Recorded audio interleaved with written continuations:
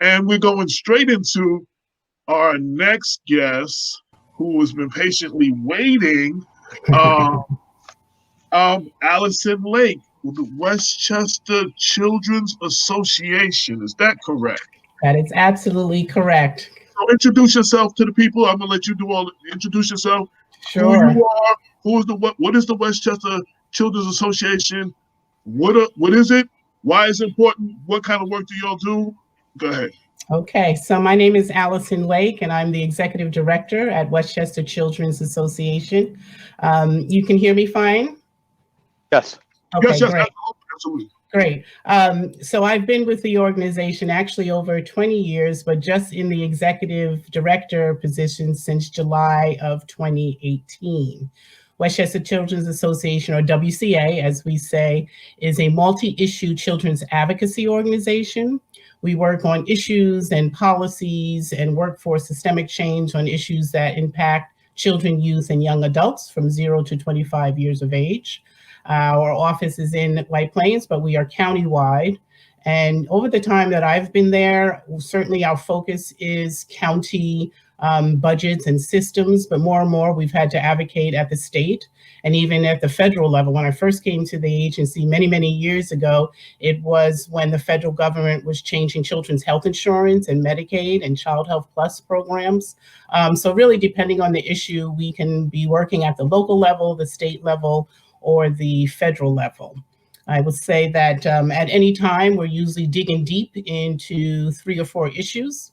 Those issues for us right now, and I hope we can have some conversation about this evening, have to do with youth justice, which also involves recent legislation called Solutions Not Suspensions, and that is trying to keep kids in school and not out of school. The traditional sort of youth justice work, we were leads here in the county for raise the age legislation that passed about 2 years ago, raising the age of criminal responsibility from 16 to 18 years of age. And we continue to monitor the implementation of that piece of legislation. I will say our most recent issue has to do with child and youth homelessness here in Westchester County. And it looks very different in Westchester. Children that are experiencing homelessness are in doubled up, tripled, or overcrowded situations. So it's not, that families are out on the streets here in Westchester, and yet that sort of overcrowded is unsafe and inadequate for children and has real social emotional repercussions for them, as well as how well they can do in school. And then, coming on the heels, I was just listening to your past guest as we are gearing up for Election Day.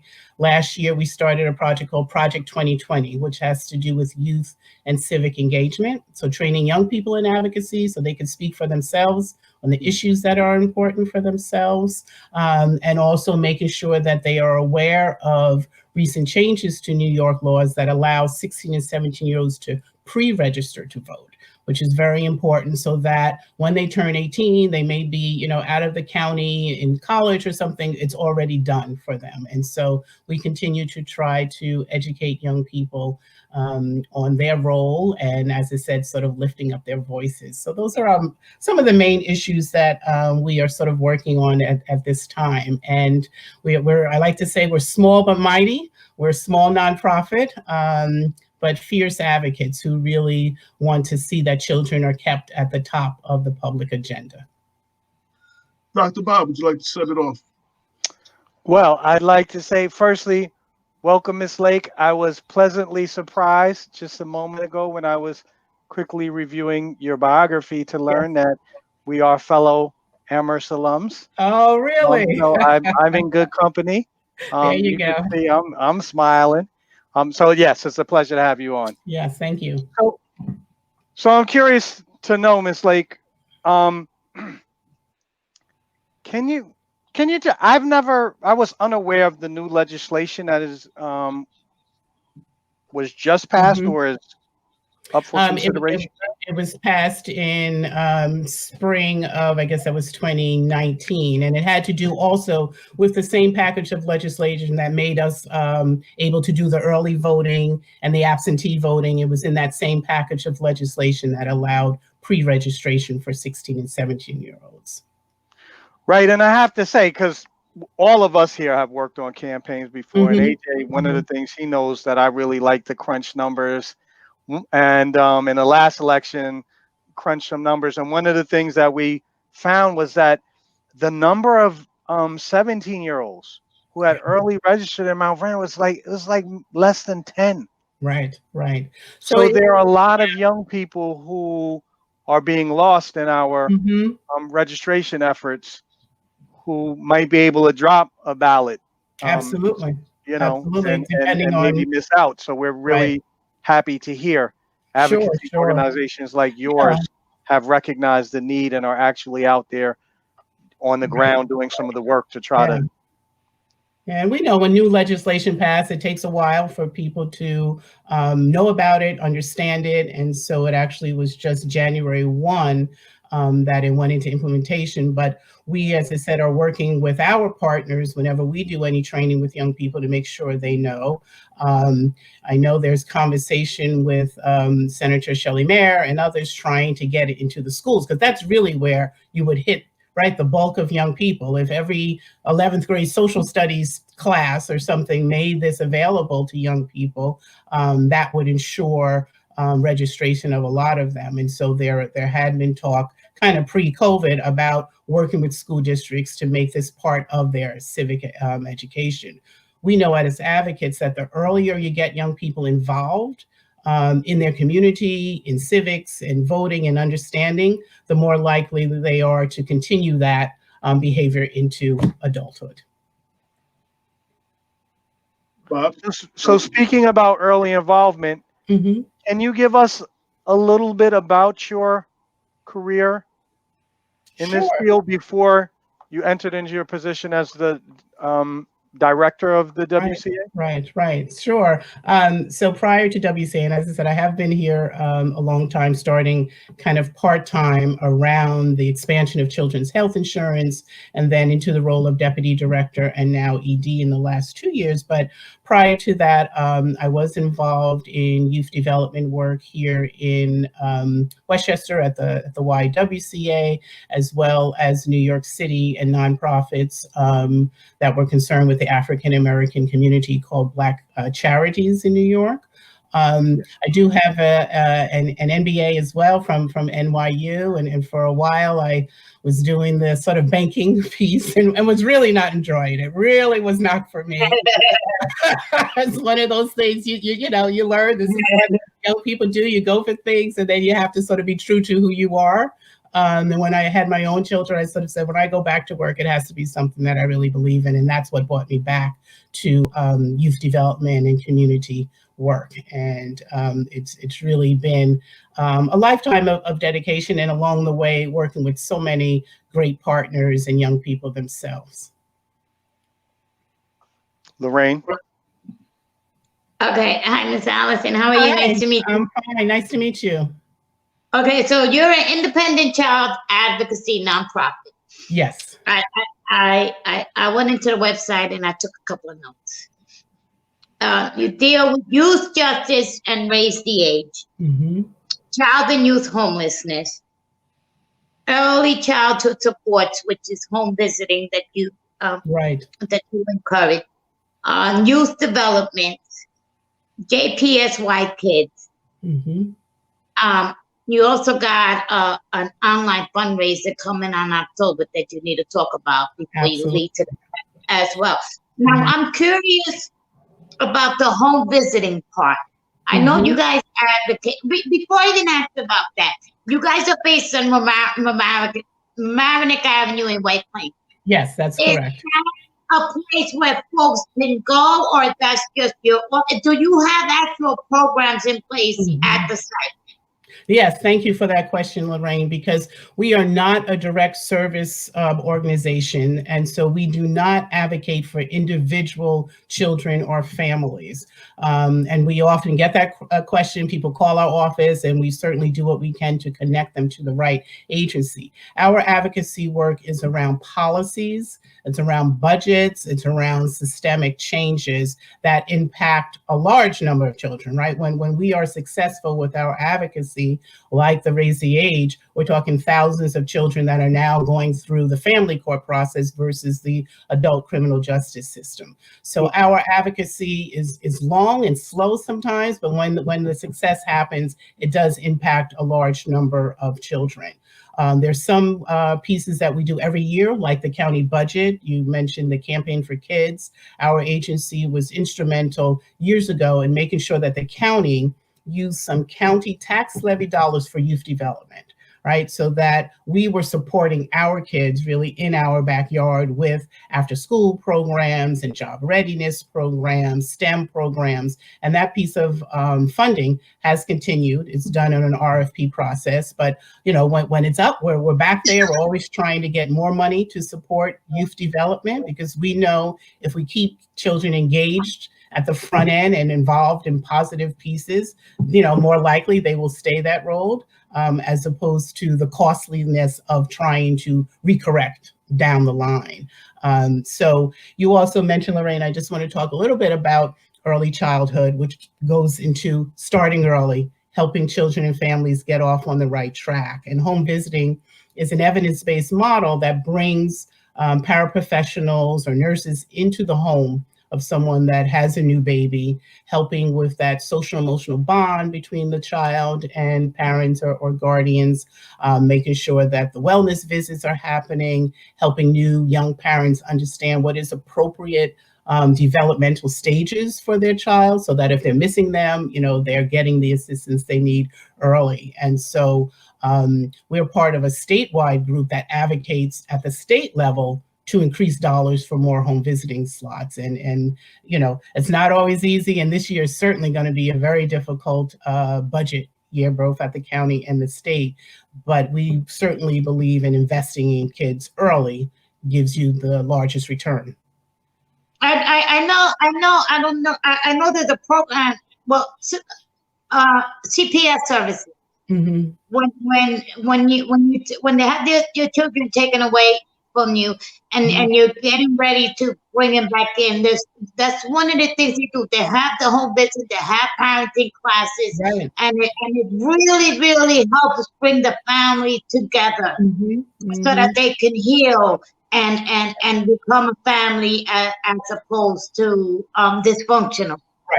Right. Yes. You know, the Child Welfare Department of Social Service is a county agency that we do a lot of our advocacy, making sure that there are best practices that are out there. You mentioned parent training. You know, years ago, everyone understood if you gave parents better training, they would be better parents for their kids. All parents really want the best for their kids. Some have better tools and resources than others. But it's certainly something that is worthwhile for us to invest. As I said, the investment in children for us is always front and center. So one more question. So how do you ease a parent's fears if you want to advocate for having some home visiting, and they say, not in my house, because then if I need training, that means I'm not doing something right, and therefore you're going to call CPS, and my kid's going to be taken away. Right. How do you work that balance out?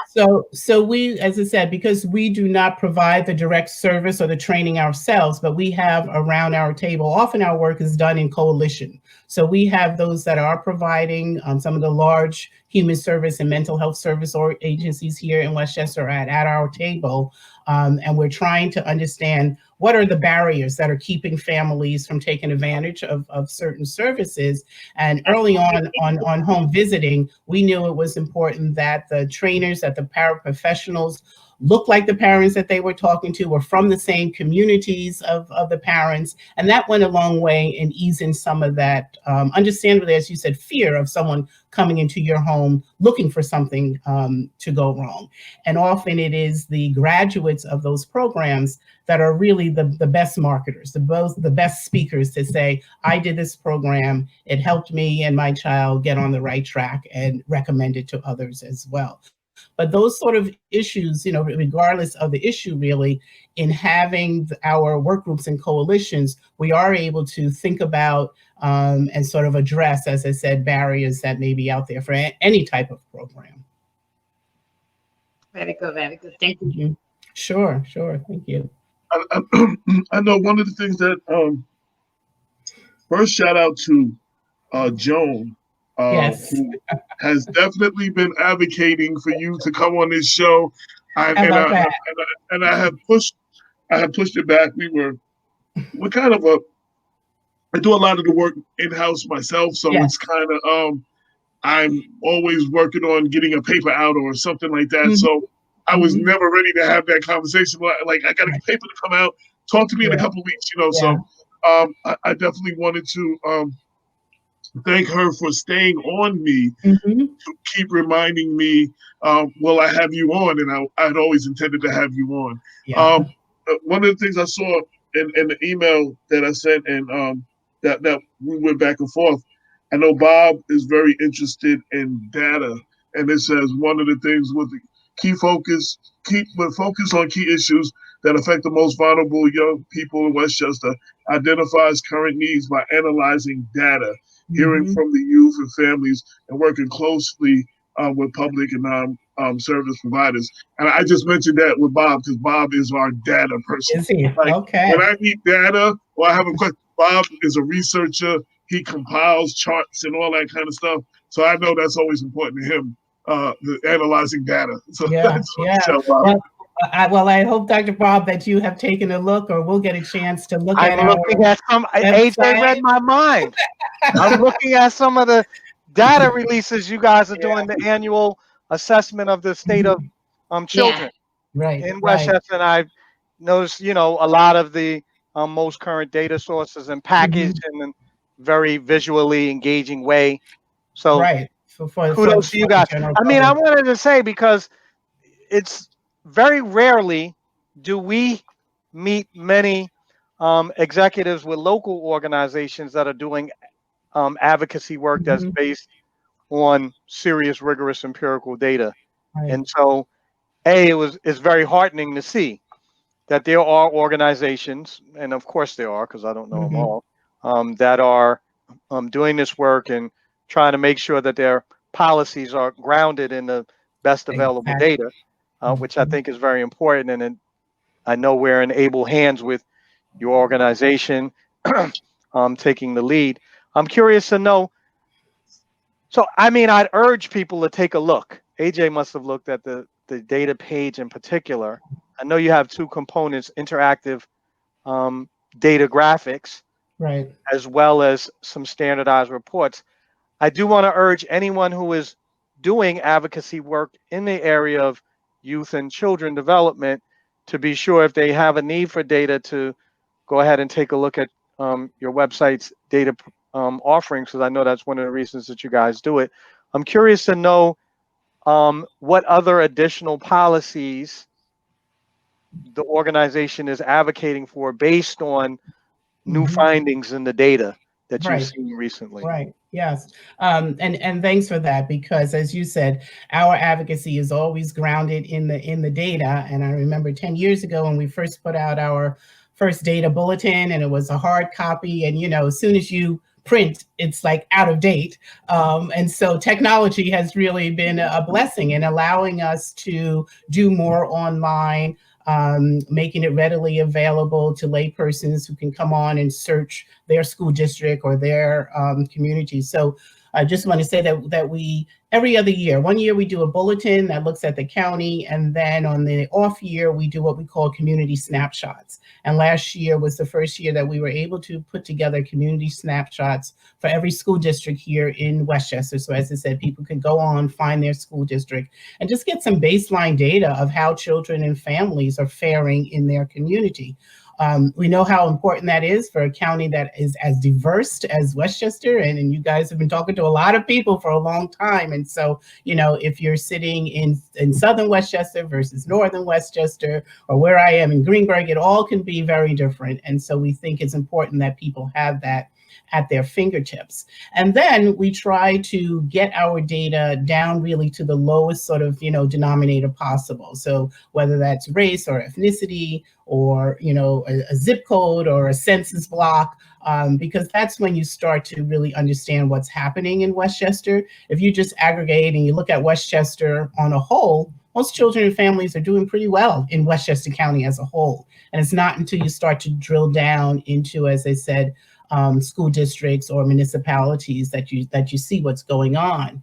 And so to your second question in terms of what the data is showing us, and so I mentioned that child and youth homelessness is a new issue that we've released a report last summer, and are digging into the data because most people are familiar with homelessness data that comes out of HUD, right, urban development. And when you look at that data and how they capture and decide who's homeless, it's based on, one night in January where volunteers go out and they literally count people.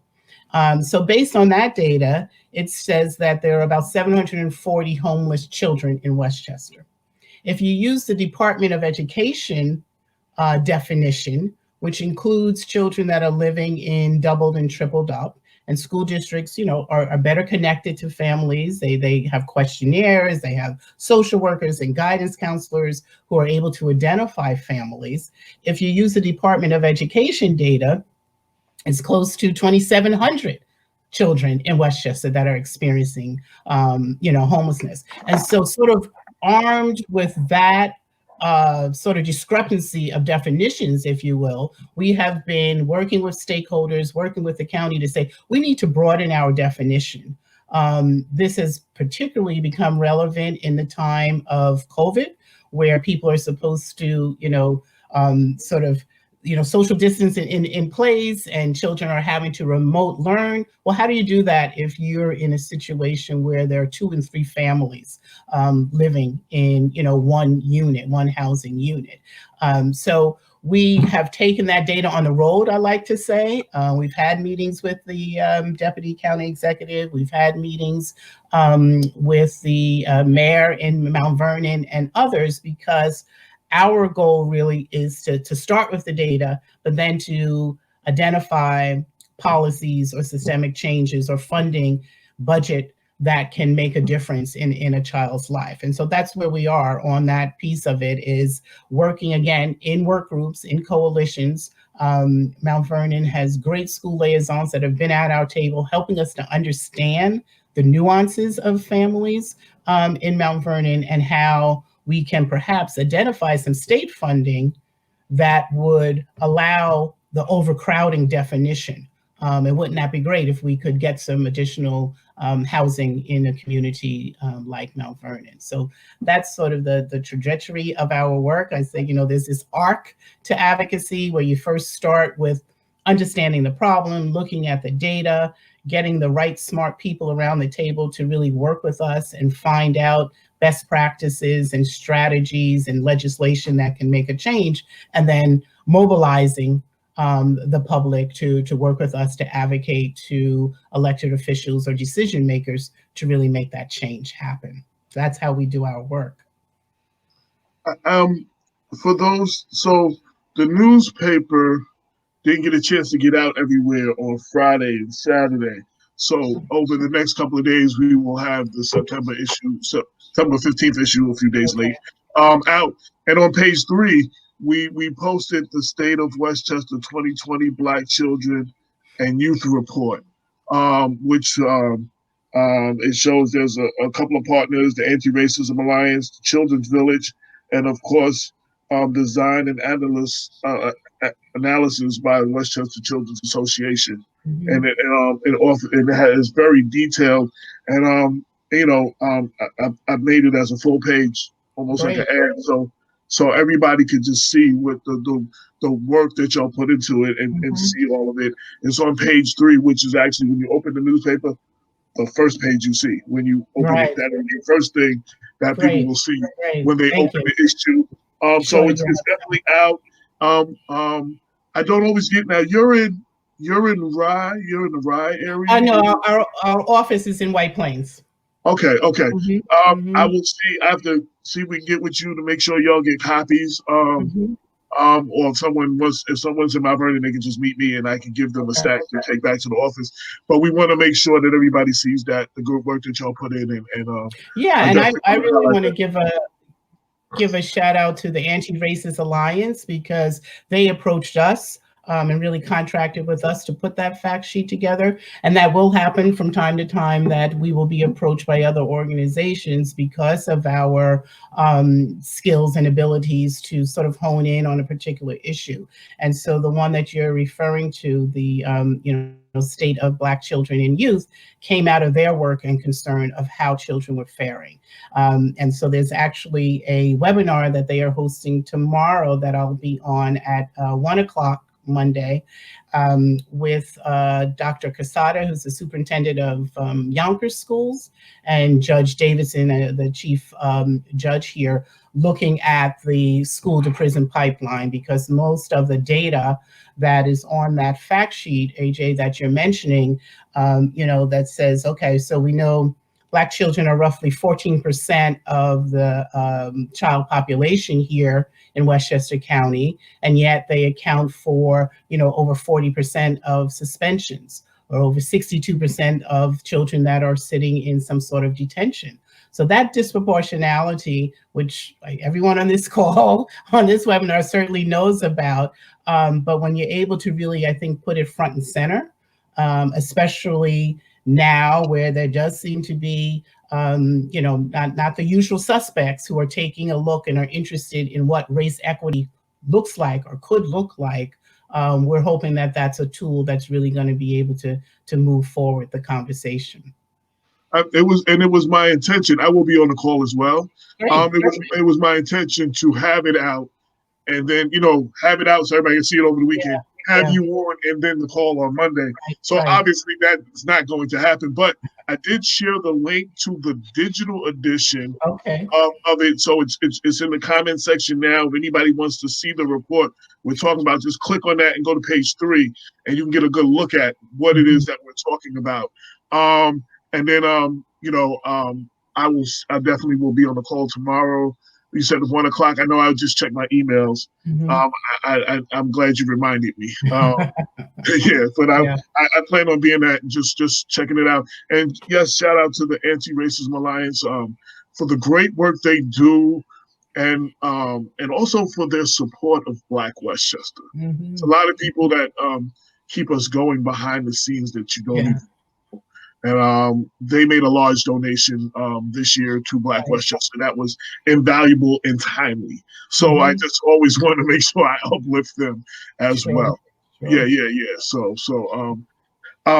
is there anything I haven't asked you that you want people to know about I guess about the work? Yeah, I should say, and maybe you can put the website in the chat as well, which is WCA, and it's the number 4.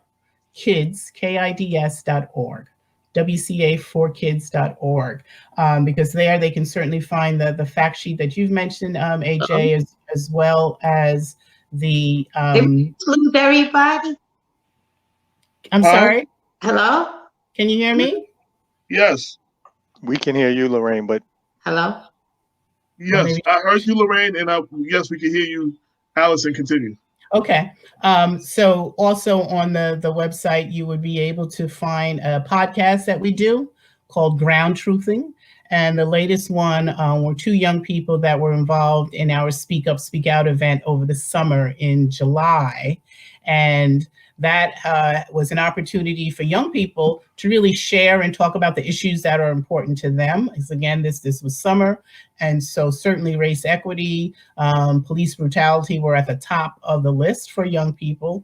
And so we have them on as our guests on our podcast, as I said earlier on, always trying to give young people a platform and venues so that they can speak directly to our decision makers. And we'll continue to do that through our Project 2020. There's also tools and resources. I know everyone is talking about election time. And so we have some tools under the Project 2020 headline that are resources for young people that want to get engaged, particularly as we're headed up to the national election.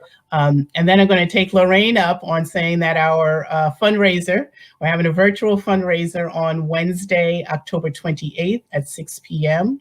This was postponed from the spring as a result of COVID-19. You can register, it's free, anyone can participate. And I hope that we get some new people who maybe don't know about WCA to join us for that evening to learn a little more of what we do and participate in celebrating our honorees and in our fundraising efforts. As advocates, and that we want to remain independent. We do not take government funding so that we can remain independent and advocate at our county or our state levels. And so we really do depend on the general public to support our issues. And this is a time that I know a lot of nonprofits are hurting and struggling. And so we're really just hoping that we get a good crowd that night on October 28th and appreciate the opportunity to shout that out for everyone. Absolutely. And the captain. Wait 1 second, Lorraine. I interrupted you. I'm so apologize. WCA, the number 4, kids, KIDS.com? .org. .org. .org. Okay. Yes. Go ahead, Great. Lorraine. Sorry about Thank you. that. I'm putting that up on the screen. Go ahead. Okay, I just, the caption for the fundraiser is called Imagine a Child Yes. Growing, Succeeding, Thriving. And you're going to have 3 honorees that night. And if anybody does want to join in, where do they go to join? So they can go to our website, wcaforkids.org. You'll see right in the banner the Imagine a Child, as you said, heading. And if you click on that, you'll be able to register. As I said, we are requesting registration, but it's free of charge and anyone can participate in the evening. And we hope many people do participate and join us that evening. Go ahead, Bob. Yeah, I just wanted to add, on the show, we have really tried to highlight the importance of people financially supporting community-based organizations. I know we've talked about it in the past with respect to our newspapers, and I just wanted to mention it because I'm in the process of renewing some of my memberships, including my $10 a month membership to PBS. And I see that you guys also have tiered membership programs that will allow people to make an affordable contribution, because many of us are hard pressed. Right, absolutely. We understand that, but that doesn't in any way diminish the need that our communities have. And so I want to extend an invitation to everyone on behalf of WCA to go through and take a look at the range of kind of donations that you can make, because for many of us, $10 a month is something within budget. And Yes. you'd be surprised if we can get more people to give the small amounts. Not everyone is going to be a Jeff Bezos type philanthropist. All right. But you could be a Robert Baskerville philanthropist. That is true. No donation, it is too small. And thank you for mentioning our monthly giving that allows people, as you said, to contribute monthly on a nominal rate and be a champion for children. That's what we call it. And that's what it's about, for people to contribute and to participate as they can. The other piece certainly is the fundraising, but on our website, you'll see that you can join and sign up so that you get our alerts, you get our advocacy, because the end part of our work is the mobilizing that has to happen. We need to have groundswells of issues that we are saying is important for our elected officials or decision makers to take. And they listen when you have, groups of people all sort of saying the same thing. And so we certainly appreciate people supporting us that way as well. Well, I want to applaud what you do and the organization, and I'm glad that we had this opportunity to have this conversation all too many times because of elections and before primaries and before general elections. I have to get the candidates out there and everything. But we are people before politics, and these are the kind of interviews we created this show to do, to uplift individuals like yourself and organizations like WCA.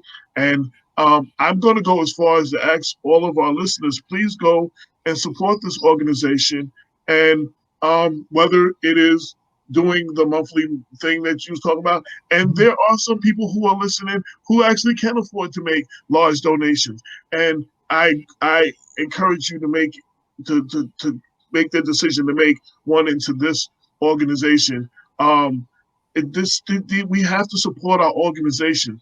And, you always hear us talking about, with us Black Westchester, so that we can continue to bring you these groups and these organizations, and we can continue to uplift them.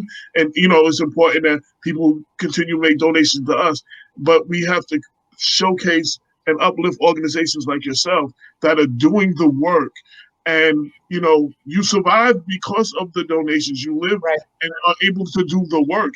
And with more donations, you can continue to do the work, and you can continue to do bigger work and put out research and reports like the one that's in the paper right now that should be hitting the streets Monday, Tuesday, Wednesday, and throughout the week. And anybody who you have an organization or something, you need copies, just hit us on social media or email, and we'll make arrangements to get copies for you, or you to meet us, and which is easier because I'm not driving these days. So for you to meet us, and I give you some. So I absolutely will follow up to get some hard copies. So I certainly appreciate it. We are in such difficult times on so many fronts, and understand that there are families that have immediate needs, as we said, of food and of housing. But I just say to your listeners to not forget the advocacy, because the racial unrest that we saw, and people are saying, well, we need systemic change. Well, to get systemic change, you have to advocate for that. And so while it is important that people support direct service organizations that are doing the food deliveries and things now in this hard time, also, if it is possible to, as I said, to fund advocacy, because then we have longer term changes on a larger level. And I think Bob always talks about organization, and we have this movement, this after George Floyd movement, which and we talk about Black and Brown lives mattering. If they matter for the people who say that, you have to support organizations like this. These are things that everybody's not go out and march and stand out and yell and scream and do all that. Everybody's not built that way, and everybody's like, that's not me. But these are things that you can do to make substantial changes and help fight systemic racism. You know what I'm saying? Supporting organizations like this. And I think it's very important and very timely. My mother always said, she passed a couple years ago, my mother always said, there's a lot of times we try to do things and we don't get to them, but timing, God has a plan, a perfect, this is the time for this interview, actually. You know what I'm saying? It just worked out that way, that this is perfect timing for the time we're in, the political season, the protest, the movement, and I want you and all the work you do. Any last questions from the panel, from the host, or any last comments from Allison? Any questions? I've appreciated the conversation. And let's I want to say something. You're going to be speaking to Dr. Casada. Yes. Dr. Casada said that 80 to 90% of the children were tuning in to virtual learning. Your statistic and your data, what you put out, says 25% of the children do not have equipment. Right. You got to answer to that. Yes. No, that is certainly something that has come to the forefront. And I feel fortunate that our agency was nimble enough to sort of move to that once we went into, remote learning there in March. But you're absolutely right, Lorraine, in terms of families and children that don't have the technology, or if they have the technology, don't have the Wi-Fi bandwidth. And for young children, an adult or a guardian to support them to that. A first, second grader is not going to, tune in at 11:30 and put up the right app and do all of this without some sort of support. And yet families also adults are working themselves. And so it's a real struggle for some families. We did a survey back in May, and we had over 900 parents and families talk about just what you're saying, how difficult it is, even if they have the equipment, that social and emotional drain that families are experiencing. And so that is another issue. I didn't mention it earlier, but we do have a group of stakeholders that are, one, trying to make sure that we do get the technology in the hands. And then even when they have the technology, that families have the support to do this, because unfortunately, I don't think remote learning is going away anytime soon. It's going to be around in some form or another. And so I'm sure Dr. Casada will talk about that some. Good. Yeah. Thank you. Well, thank you. Again, I wanted to put the link up, WCA4kids.org. I encourage everybody, please go, whether it's after watching the show or seeing the video later, support this organization. And Allison, now that we finally had you on, yes. I hope that you utilize us to get information out. And this is not the last time you're on the show. If you have issues that need to be addressed or things that you need to speak on specifically, just hit me. We definitely get you in there. Definitely want to continue a relationship with y'all and what y'all do. And I'm glad that I have actually had a chance to finally. This is how I get to know people. Usually it's in the studio. Right. Now it's like this. By interviewing people, this is actually how I get to know many of the people I know. And I'm definitely pleased with the work that you do, and I definitely was familiar with the organization, and then the places I run, the groups I run with, anti-racism and several other.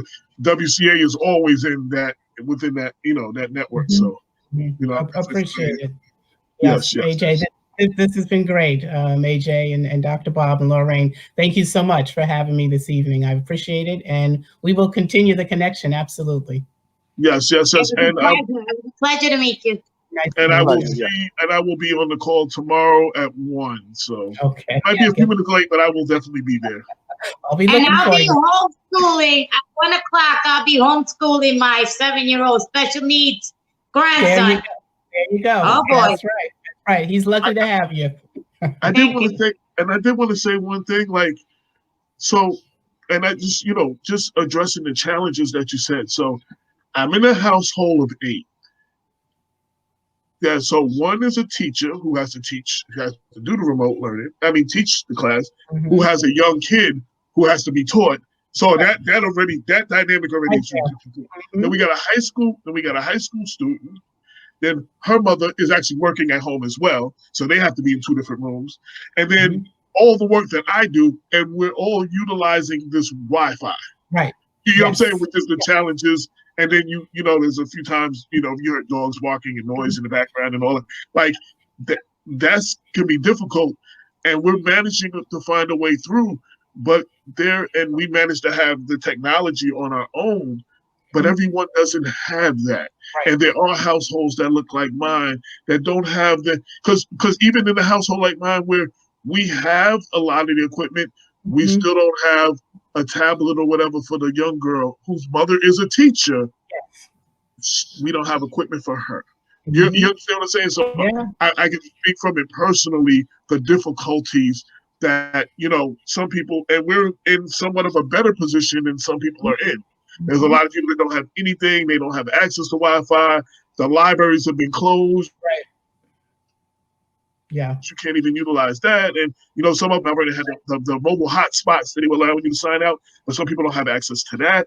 And we have to do something better. We have to all do something to make this situation better, to help navigate through this situation, because we are all navigating through a new normal. And there's a lot of people, and we also, with the remote learning, we also have to help our elders who are not familiar with this technology as well. Sure. So sometimes you might have a kid living with a grandmother, and that's the grandmother that has to help. Right. And the grandmother does not know much about the technology. We need a grandparent support group. That's a good idea. We need that. Yes, and there has been talk about, as you said, so it's supporting the family. Not that the child, certainly the child is, the focal point, but the child needs the equipment, the Wi-Fi, and adults around that can support them and have the resources that they need. And so that is going to sort of have more of our attention as we move forward, as they said, with others in this work group to help kids throughout Westchester make sure they get what they need, because it's not going away. This Right. is, as you said, AJ, sort of a new normal that we find ourselves in. So I would say stay tuned for that. We're kind of building that agenda. And so you'll hear more from WCA on the remote learning as well. Oh, and on top of all the things I mentioned, and then we have a healthcare worker in the house. So you know the challenges of that. So you add that on top of everything. Like we have a little bit of everything in this house. But yeah. So I thank you for being on. Let's keep in touch offline, and let's make this a regular thing when you come back on, and we find other ways where we can work and support each other. That sounds great. Thank you so much. No doubt, no doubt. It's a pleasure. Have a blessed day. Have a good evening. Thank you.